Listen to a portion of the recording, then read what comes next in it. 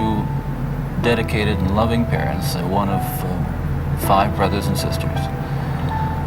A home where we as children were the focus of my parents' lives, where we regularly attended church, 2 Christian parents who did not drink, they did not smoke, there was no gambling, there was no physical abuse or fighting in the home.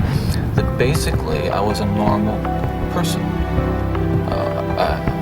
I wasn't some guy hanging out at bars or a bum, or I wasn't a pervert in the sense that, people look at somebody and say, I know there's something wrong with them, you must tell. I mean, I was essentially a normal person. I had good friends. I led a normal life, except for this one small but very potent, very destructive segment of it that I kept very secret, very close to myself, and didn't let anybody know about it.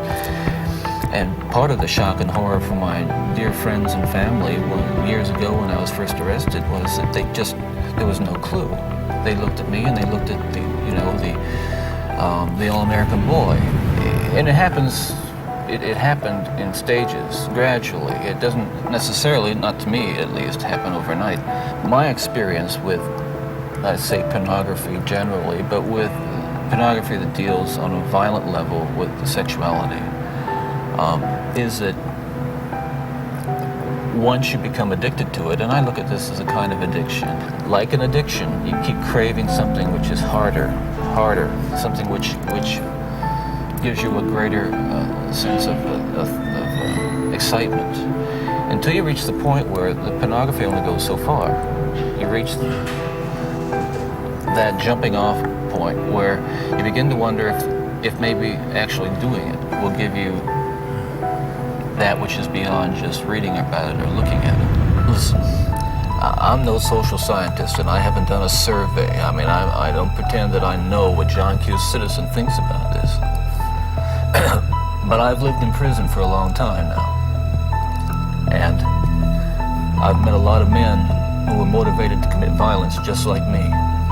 And without exception, every one of them was deeply involved in pornography, without question, without exception, deeply influenced and consumed by an addiction to pornography. There's no question about it. The FBI's own study on serial homicide shows that the most common interest among serial killers is pornography. Those of us who have been so much influenced by violence in the media, in particular pornographic violence, are not some kinds of inherent monsters.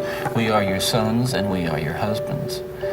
And we grew up in regular families. And pornography can reach out and snatch a kid out of any house today.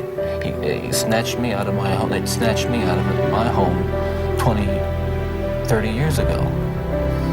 And as diligent as my parents were, and they were diligent in protecting their children,